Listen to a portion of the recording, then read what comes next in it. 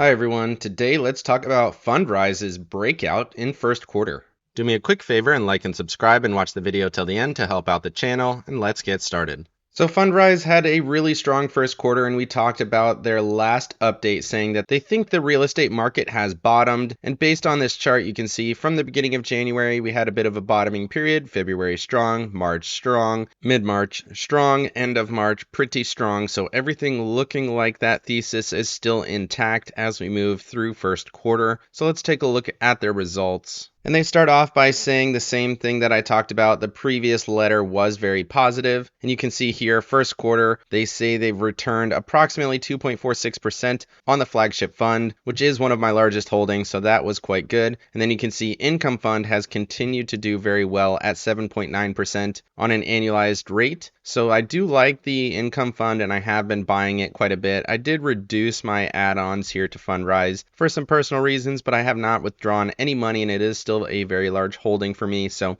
I still like Fundrise, and it is good to see the flagship fund finally starting to return some value to investors, and we'll take a look at the performance of those funds here later. And they also like to highlight it's time to start buying at the bottom. So higher interest rates for the last 18 months has given real estate investors an opportunity to buy real estate at some lower prices. And you can see multifamily home values fell 14% in 2023 and are expected to decline another 20% in 2024. And this is important for real estate because these cycles are very long. So if we see prices going down on multifamily, then you don't see a lot of supply, and then we get an increase in demand, and then eventually the supply starts to meet that demand. So it takes a long time for that cycle to come through. But that is what they're highlighting here, saying that this is the opportunity to buy as prices are going lower, because that's going to squeeze demand later, which is going to lead to higher prices. They also want to highlight the recession that we saw last year within the real estate market, and they are starting to see rebounds due to investing in the right type of holdings, which is single family homes primarily within the Sun Belt and coastal regions, instead of investing in office space, which has continued to see significant weakness.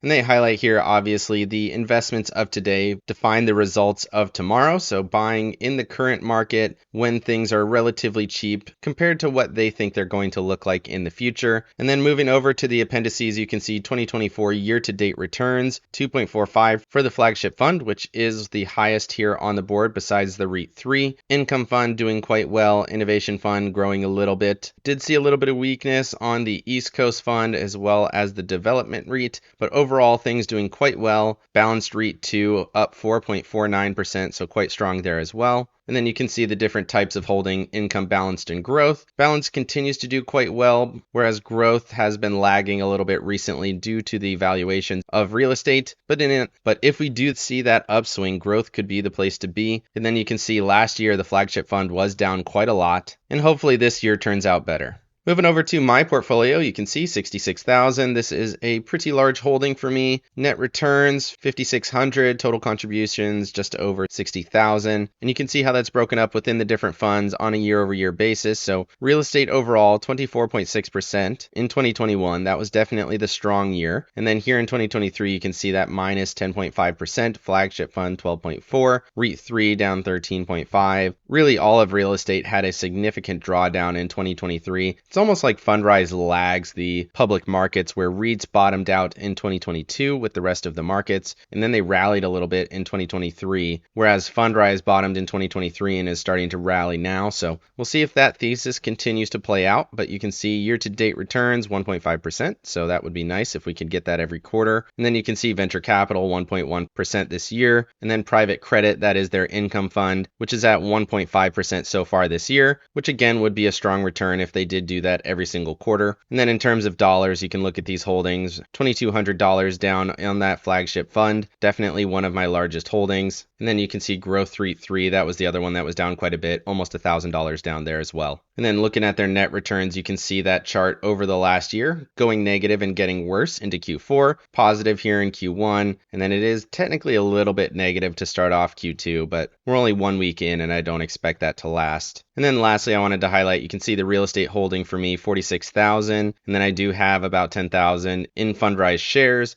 Venture capital, smaller holding at 5,000. And then private credit, that's what I've been trying to build up here more recently, only at 4,200. And then looking at their projection, you can see at a $100 investment every single month from now until age 62 should put my account value at 1.4 million with only 92,000 invested. And you can see that's on average 10% per year. So they do have a long way to go to meet those estimates for the median. And then you can see the range between 6.5% and 15%. So if they're going to get back on track, they do have a little bit of work to do. But even if this ends up at the low point of that range, 500,000, that would still be pretty good. And then you can see the high point of that range up at 6.6 million. And you can see that would be 15% per year every single year, which they've not really demonstrated that they can do over the last 2 years. Let me know down in the comment section what you think of Fundrise and real estate investing as you move into the second quarter of 2024. Is Fundrise a place to be, or are you invested in public REITs or other alternative investing platforms? Definitely put those down in the comment section as well. Otherwise, like and subscribe if you got any value out of this video. And of course, none of this is financial advice. This is all for entertainment purposes. Good luck in your investing and have a great day.